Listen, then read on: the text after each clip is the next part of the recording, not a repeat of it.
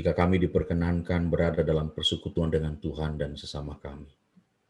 Tiba saatnya kami akan mendengar kebenaran firman-Mu. Karena itu jamalah hati di mana firman-Mu akan berada. Agar hati ini disiapkan oleh Tuhan. Dan hati terarah hanya kepada kebenaran-Mu. Dan kebenaran-Mu menguasai hati pikiran, bahkan seluruh kehidupan kami. Dalam nama Tuhan Yesus kami berdoa. Amin. Shalom, selamat malam saudara-saudara yang dikasihi oleh Tuhan. Shalom, Pak. Malam hari ini kita akan membuka dari Matius pasal yang ke-21.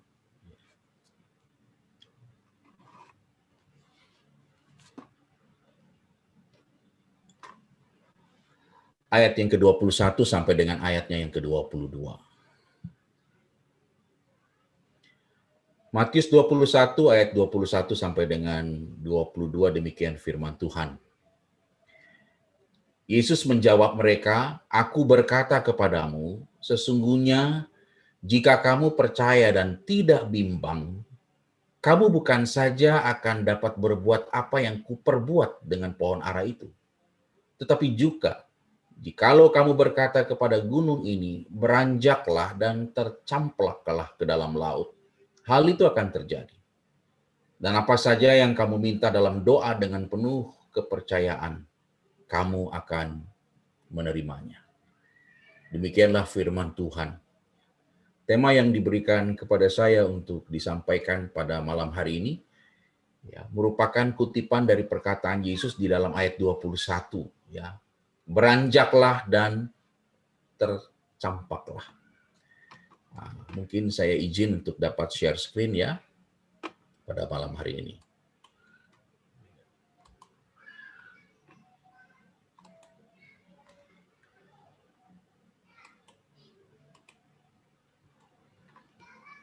Saudara-saudara yang dikasihi oleh Tuhan, bagian ayat ini memang ada yang sebagian orang bicara bahwa kayaknya Tuhan berbicara dalam bahasa ungkapan.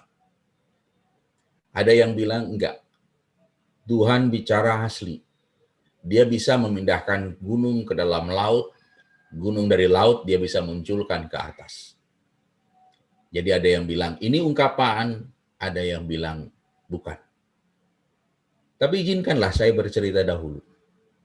Kalau saudara dan saya baca kitab Kejadian pasal yang pertama, Alkitab berkata, seluruh bumi ini penuh dengan air. Roh Allah melayang-layang di samudera raya. Lalu kemudian pada hari yang ketiga, Allah memisahkan daratan dan lautan. Di Alkitab dikatakan di situ, Allah memisahkan daratan dan lautan.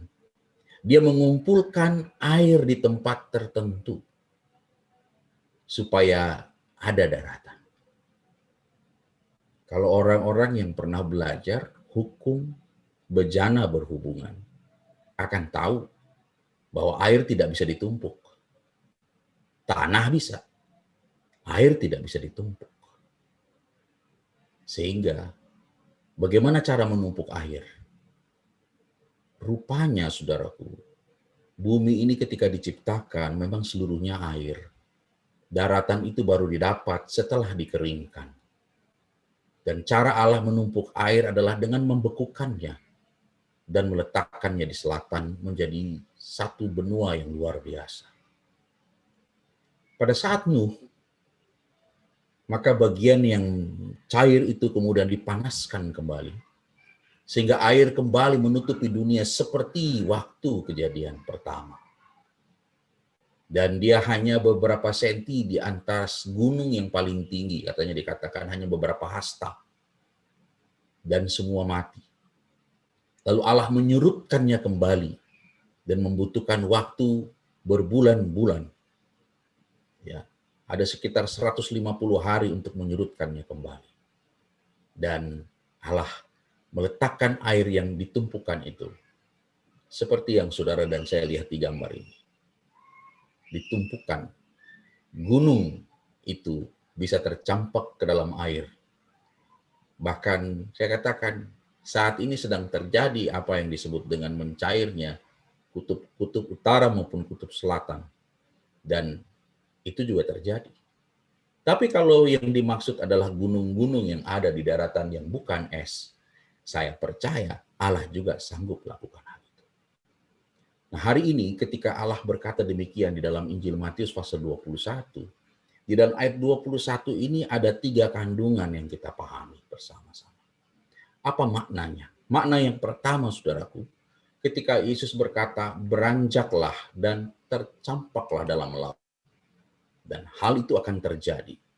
Pelajaran pertama yang kita akan pelajari di sini adalah Kristus sedang menunjukkan betapa kemahakuasaannya melampaui semua kemampuan manusia. Dan apa yang ia sampaikan bukan sebuah janji kosong, tetapi sebuah kenyataan yang dapat ia buktikan. Kalau di antara kita begitu Yesus berkata, beranjaklah dan tercampaklah dalam laut, kemudian kita agak ragu, saya mau pastikan kepada saudara, jangan ragu. Sebab yang berbicara ini adalah ahlinya bagian-bagian yang mustahil menurut manusia. Kalau dia bisa kosongkan laut, dia bisa tegakkan adanya daratan, dia tidak akan mengalami kesulitan untuk dapat menjatuhkan gunung ke dalam laut atau menumbuhkan gunung di dalam laut. Kemampuan Allah kita melampaui apa yang dipikirkan oleh kita semua. Jadi pertama-tama sebelum kita berbicara tentang iman, saudara dan saya harus mengenal sejauh mana kekuatan Allah kita itu. Yang seringkali kita jengkal dengan persoalan-persoalan kita. Kita mengukur Allah kita itu berdasarkan persoalan-persoalan kita. Padahal dia berada jauh lebih besar dari apapun. Kalau saudara dan saya membayangkan Allah itu seperti apa besarnya, baca saja Kejadian 1 ayat 1. Di situ tergambar dengan jelas. Pada mulanya Allah menciptakan langit dan bumi. Artinya, kalau mau tahu Tuhan sebesar apa, dia adalah pencipta seluruh dunia ini. Sedahsyat itu. Kalau kita agak repot untuk membayangkannya, ya, saya suka menjelaskan begini Bapak-bapak, Ibu-ibu, saudara-saudara. Beberapa waktu yang lalu di daerah saya Cibitung ini, tiba-tiba hujan datangnya luar biasa hari Senin kemarin. Ya, saya nggak tahu Pak Ren bisa pulang atau tidak. Ya, oh Pak Ren masih work from home ya, atau sudah datang. Ya. Itu luar biasa hujannya, seperti air dilemparkan dari langit ke bawah. Dan guntur dan kilatnya luar biasa. Saya bilang, guntur dan kilat sudah membuat Anda bergidik. Tahukah Anda? Itu cuma ciptaan. Dapatkah Anda bayangkan penciptanya sedahsyat apa? Kalau ciptaan saja sudah membuat Anda gentar, apalagi Anda tahu bagaimana penciptanya. Jadi, jangan pernah meragukan kemampuan Allah. Sehingga kalau saudara dan saya disuruh memahami, saya bilang saya berani berkata, untuk ayat 21 ini Allah tidak hanya berbicara dalam bahasa ungkapan. Dia bisa berbicara dalam bahasa langsung. Kalau dia katakan beranjaklah dan tercampaklah ke dalam laut, dia bisa mengerjakannya. Karena itu bagian hal yang paling kecil. Jadi pertama-tama kita ingin mengatakan bahwa Allah kita itu terlalu luar biasa dari perkataan-perkataan yang mampu kita bayangkan. Saat kita menyembah, jangan hanya menyembah karena kebaikannya, saudaraku, tapi menyembah juga karena keluar biasaannya. Ya. Kalau saudara pernah mendengar lagu Ya Tuhanku apabila kurunungkan, ya, refnya mengatakan maka jiwaku pun memujimu. Orang yang menciptakan lagu ini, dia mengatakan jiwanya itu baru akan memuji. Bukan karena apa-apa. Dia mengatakan, bila kulihat bintang gemerlapan dan bunyi guruh riuh kudengar. Di situ kemudian kalimatnya, maka jiwaku memujimu. Kalau sekarang beda. Begitu dengar, bila kulihat bintang gemerlapan, tiba-tiba kudengar guruh riuh kudengar, ya kita cuma bilang begini, mau hujan, Bo. Kalau yang di rumah langsung bilang angkat jemuran. Tak ada sama sekali gerakan dari kita untuk berkata dan memuliakan Tuhan dari alam. Karena mungkin kita sudah terbiasa. Ya, Allah bukan saja baik, tapi Allah juga dahsyat. Ya, kedahsyatannya itu tidak bisa dapat diperkirakan. Jangan sampai kita terbuai dengan hal-hal biasa. Padahal hal yang biasa itu terlalu kecil bagi Tuhan. Karena dia terlalu luar biasa bagi kita. Hal yang kedua yang disampaikan melalui hal ini, saudaraku. Yesus bilang, ya, jika kamu percaya dan tidak bimbang, kamu bukan saja akan dapat berbuat apa yang kuperbuat dengan pohon ara itu. Tetapi juga jikalau kamu berkata kepada gunung ini, beranjaklah dan tercampaklah ke dalam laut. Hal itu akan terjadi. Kalimat yang mengatakan, kamu bukan saja akan dapat berbuat apa yang kuperbuat. Saudaraku, di pelajaran yang kedua ini, Kristus itu bukan datang untuk sekedar mendemonstrasikan kuasanya. Tetapi dia juga sedang membuka mata kita, pikiran kita, para pengikutnya. Dan dia mengundang kita, masuk pada kita untuk berpartisipasi mengalaminya. Jadi kuasaku itu bukan hanya aku tunjukkan padamu, tapi kuasaku itu engkau juga alami, dan kuasaku itu juga dapat engkau kerjakan. Jadi Yesus bukan hanya menjadi satu pribadi yang ditonton oleh dunia, dan kemudian dia menjadi GR karena dunia bertepuk tangan. Tidak. Tuhan tidak punya berniat serendah itu. Dia justru mempertunjukkan kuasanya, dan kuasanya itu membuka mata dan pikiran kita. Dan dia ingin berkata kepada kita, kamu juga bisa berbuat hal yang sama. Nah, saudara-saudara, ini juga seringkali lemah di dalam gereja Tuhan. Karena seringkali kita beranggapan bahwa yang bisa melakukan hal-hal itu di tengah-tengah gereja Tuhan hanya orang-orang tertentu. Padahal Tuhan juga bisa melakukan hal tersebut melalui setiap orang percaya. Dan orang-orang percaya ini kuncinya satu, dia beriman. Ya. Dan saya sementara sedang berpikir bahwa gereja yang kalau pendetanya semua ambil alih, urusan-urusan semua ambil alih, jemaatnya duduk diam, ya, maka pendeta itu sedang melatih bahwa yang betul-betul bisa dipakai oleh Tuhan adalah pendetanya saja. Dan ini merupakan kekeliruan yang sangat besar. Yang harusnya dilakukan adalah para pendeta itu bicara kepada jemaatnya. Kamu bukan saja ya akan di sini dikatakan bukan saja akan dapat berbuat apa yang kuperbuat. Ya, ini menunjukkan bahwa Yesus tidak mengerjakan hanya untuk ditonton. Yesus mengerjakan untuk kita juga ikut mengerjakan di dalam kuasanya. Yang ketiga, dia katakan di sini,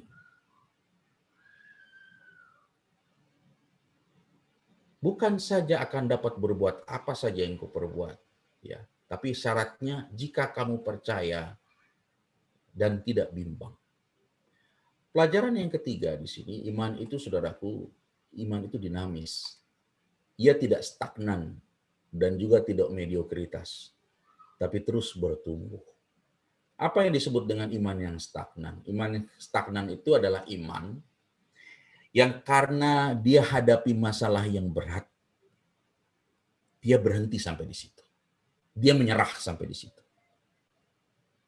Kalau iman yang mediokritas adalah iman yang nggak mau ditingkatkan, dia merasa aman, dan kebanyakan ini berada di gereja-gereja Protestan. Sudah, nggak usahlah terlalu hebat-hebat, udah yang penting kita masih ke gereja. Iman yang diajak dikembangkan ke atas juga tidak, tapi stuck di situ. Nah, yang seperti ini, Tuhan ingin bilang yang kayak begini orang-orang ini nggak akan mengalami apa yang disebut beranjaklah gunung ke dalam laut. Karena syarat daripada sebuah hal itu bisa terjadi, adanya sebuah iman yang terus berkembang, bertumbuh, dan selanjutnya. Saya tertantang sekali dengan pertanyaan yang ada di bahan yang diserahkan kepada saya. Pertanyaannya, jenis iman seperti apa yang saudara dan saya miliki? hari ini saya memiliki beberapa bahan ya yang saya pikir dari 1 sampai level 6 bicara mengenai iman. Dan karena kebetulan saya ngomong sama PDPK dan PDPK ini memiliki apa yang disebut kelas pemudi, dan kayaknya saya ngomong kepada orang-orang yang tepat. Mengapa saya katakan saya ngomong dengan orang-orang yang tepat? Saya mulai dengan hal ini. Dalam Roma 1 ayat yang ke-17 dikatakan bertolak dari iman dan memimpin kepada iman, yang menunjukkan bahwa iman itu tidak stuck, iman itu dinamis, iman itu bergerak. Cuma bergeraknya seperti apa? Mari kita lihat saudara. Di level iman 1.0, ini adalah iman perdana yang bagi iman perdana dari orang percaya, di mana Yesus Kristus diakui sebagai Tuhan dan Juru Selamat. Ini iman perdana orang terima Yesus. Dan ini dikerjakan oleh teman-teman PDPK, bukan? Ketika menginjil, membimbing orang dan 4 hukum rohani dan lain-lain. Ini iman perdana. Iman perdana itu dia berapi-api di dalam Tuhan dan dia ingin sekali datang beribadah. Kemudian iman itu dikatakan tumbuh. Di iman 2.0, maka iman itu bukan lagi bicara mengenai percaya Yesus Tuhan Juru Selamat dan beribadah. Dia sudah mulai bergulat dengan tantangan sehari-hari. Iman 2.0 di mana imannya bergumul dengan apa yang disebut dengan kebutuhan makan, minum, pakai. Dan omong-omong, ini yang paling sering dibahas oleh para pendeta. Sekaligus merupakan kritik buat para pendeta, karena para pendeta selalu berbicara tentang iman yang selalu dihubungkan dengan 2.0. Anda sedang kekurangan, percaya kepada Kristus. 2.0. Jadi kalau ada orang yang masih bergulat dari soal-soal itu, dia masih di level itu. Saudara, ini bukan bahasa iman yang dari sorga, saudara. Ini adalah alat bantu saja. Ya, kalau ditanya nanti ayatnya yang membuat dia 2.0 apa Pak Pendeta? Ini hanya alat bantu saja untuk menolong kita memahami. Ya. Saya masih ingat waktu pertama kali LPPI masuk di GKO, ya, ada kalimat 4 hukum rohani. Waduh, 4 hukum rohani. Hukum apa lagi itu katanya? Di luar Alkitab kah itu? Sampai kami berdebat. Ya, luar biasa. Hanya untuk menjelaskan. Hukum apa lagi? Nah, makanya ini saya bilang, itu hanya alat bantu, saya bilang. Ya, nah ini juga jangan sampai nanti 2.0 dibilang ayatnya, Pak. Ya. Yang ketiga, saudara, di level yang ketiga, sudah tidak lagi bergumul dengan makanan minum, tapi dia sudah mulai bergumul dengan sakit penyakit, problematika hidup di luar kebutuhan-kebutuhan kehidupan. Ini levelnya sudah mulai naik nih. Dan sakit penyakitnya sudah mulai agak lama, problem-problem rumah tangga, problem-problem pekerjaan. Levelnya naik lagi. Di 4.0, dia sudah mulai bergumul dengan sesuatu yang sudah mulai unik. Jangan. Kenapa sih? Jangan saya makan es mulu sih. Iya, makan es melulu sih. Jadi di 4.0 ini, saudara-saudara, iman sudah mulai bergumul dengan pembentukan Allah yang khusus. Ini orang seperti Ayub ada di sini. Orang seperti Yesus ada di sini ketika dia berkata, kalau boleh cawan ini lalu daripadaku, tapi Tuhan bilang tidak. Ketika Paulus berkata, bolehkah singkirkan duri dalam daging? Dan Paulus, Tuhan bilang tidak. Ini orang-orang ada di sini nih. Yang bukan lagi urusan makan minum, bukan lagi urusan problem hidup biasa. Tapi sudah mulai bergumul dengan pendapat Tuhan yang berkata tidak. Di 5.0, iman yang bergumul dengan penolakan dunia dan penganiayaan. Tidak semua orang diizinkan masuk di sini. Mungkin dia bisa bersaksi, ya. Jadi tadi Ibu Wilma bilang, ada yang mau bersaksi, gitu. Nah, dia tinggal pilih mau bersaksi yang mana, Ibu Wilma. 1.0, saya mau bersaksi dalam soal makan minum, atau sakit penyakit, atau dia sedang berhadapan dengan berapa kali Tuhan memblok jalannya untuk dia bertobat. Atau dia sudah mulai berkata, justru karena saya percaya Kristus. Ini para rasul mengalami ini. Melayani kemana-mana ditolak. Kalau Rasul Paulus mulai dari yang namanya dulu 2.0, 3.0, 4.0, 5.0, bergol diganti terus begitu dia. Kadang-kadang dia berurusan dengan makan minum karena nggak ada jemaat yang menanggung dia secara sempurna. Kadang-kadang dia dapat, dia makanya kan mengatakan dalam Filipi, aku tahu apa itu kelimpahan, aku tahu apa itu kekurangan.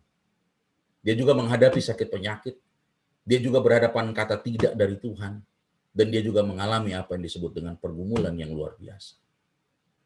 Tapi di atas yang paling tinggi, saudaraku, iman itu justru tidak bolak-balik hanya untuk diri kita. Iman yang tertinggi ini justru merupakan pergumulannya PDPK melalui kelas-kelas pemuridannya. Ya. Kalau iman 1 sampai 5 saya akui lah. Tapi 6.0 ini dia. Pada duku ya.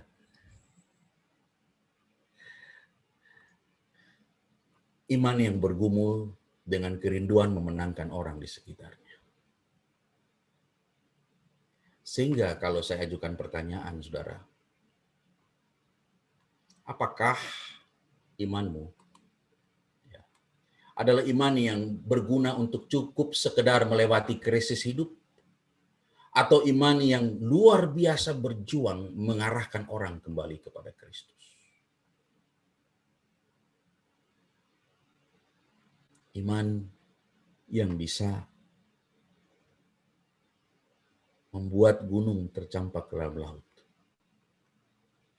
adalah iman yang melangkah dari hal yang kecil 1.0 sampai sudah tidak lagi berbicara tentang dirinya. Tapi dia tidak lagi menangis soal kelaparannya, dia tidak lagi menangis soal kebutuhannya, tapi dia menangis ketika orang-orang lain belum bertobat, belum datang kepada Tuhan, belum percaya kepada Kristus. Disitulah iman yang kelihatannya teman-teman PDPK sedang perjuangkan. Saudara, melatih pemuridan bukan sekedar orang dapat makan, bukan sekedar orang sembuh dari sakit, bukan sekedar orang bebas dari sakit penyakit atau bebas dari masalah-masalahnya. Tapi saudara sudah mengarahkan orang untuk percaya kepada Kristus. Dan di mana iman seperti itu diperjuangkan, maka kesaksian-kesaksian bukan lagi melulu soal puji Tuhan, dari saya tidak punya dicukupkan oleh Tuhan, itu 2.0. Tapi dia akan bersaksi, aku dimenangkan Kristus. Dan aku juga memenangkan orang lain. Dan itulah yang Paulus katakan. Dia nggak bilang begini, celakalah aku karena aku kelaparan. Enggak. Celakalah aku jika aku tidak memberitakan Injil. Itulah gunanya iman. Yang bukan sekedar melewati badai. Tapi memenangkan orang untuk kemuliaan Tuhan. Tuhan memberkati kita semua. Amin. Kita berdoa. Tuhan Yesus, tolonglah kami semua berproses di dalam perjalanan dan pergumulan iman kami. Agar iman ini tidak berjalan di tempat atau berperkara dengan hal-hal yang sama. Iman ini bukan hanya mengurusi apa yang terjadi dalam hidup kami. Tapi iman ini memenuhi panggilan Tuhan dan menolong sesama.